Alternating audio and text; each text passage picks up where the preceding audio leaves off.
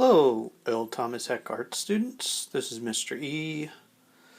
I'm trying to do videos to get you guys some information on how to do this portrait project that I'm posting for you guys during this time where you're working from home. As you can see in front of me right here on the desk, I have my pencil, another piece of paper, a ruler, an eraser, a pencil sharpener. What you're going to need for this project is some sort of drawing utensil. I recommend a pencil, a ruler, an eraser, and a pencil sharpener, as well as an image. I downloaded this image right here off the internet, and I liked it because for this project I'm going to need a portrait of a person with a lot of different contrasts. And as you can see in this guy's face, there's a lot of different contrast in the areas of light, which are the highlights, the dark, which are the shades, and the tones, which are the kind of medium values. Now you could use a picture off the internet if you have access to a printer, or you could choose, like I have a magazine right here, you could use a photo from a magazine that has good differing values in it.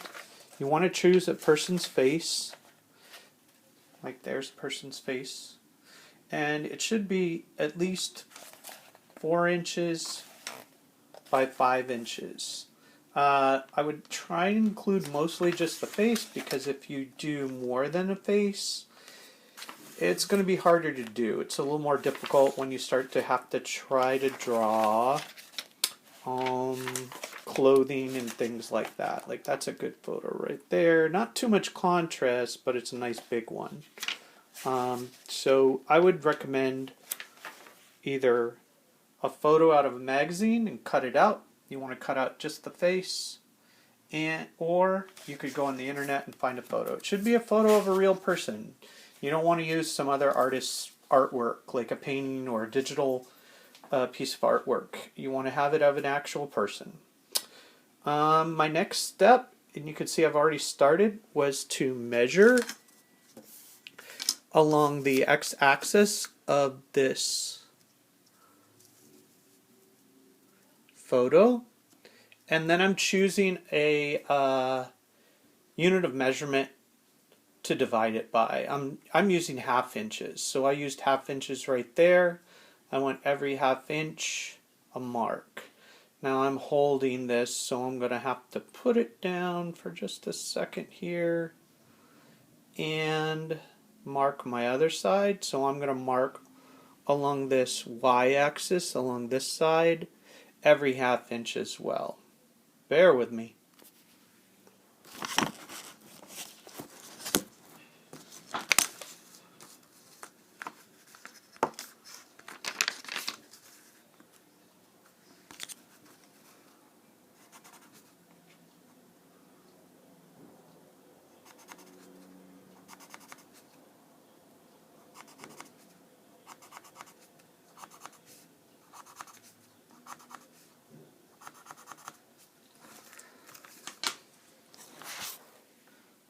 And you could see right there I've made marks along the side. So now I have marks along the x-axis and the y-axis. Hopefully I've got those all at a 1/2 inch. And what I'm going to do next is create my grid. Putting it down again. So I'm going to create my grid by using these lines as my guides and drawing a line across the paper.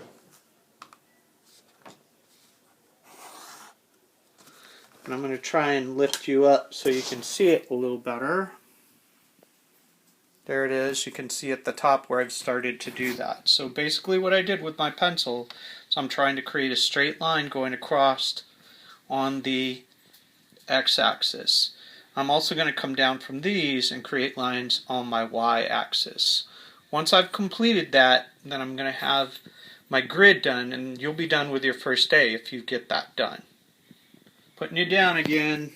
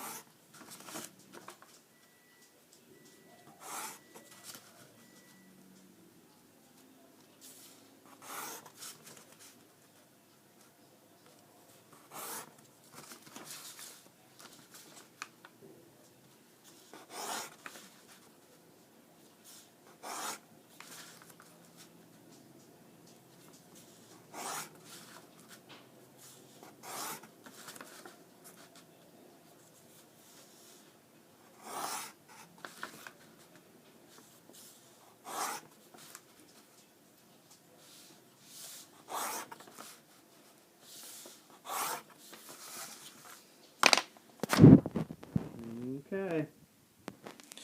And so there I've completed the grid that'll be our guide over the top of this photo. What I'm going to do next today is I'm going to number along my X and Y axis. So this right here in this corner is going to be my number 1 for both my X and Y. As I go along the X, this will be 2, 3, 4, 5, 6, 7, and then I'll just delete that right there. That's nothing because it's not a full square. Going down, this is going to be 2 on the Y, 3, 4, 5, 6, 7, 8, and then I'll delete that one too. And so I have it numbered now, and I have the grid done. You're done with day 1.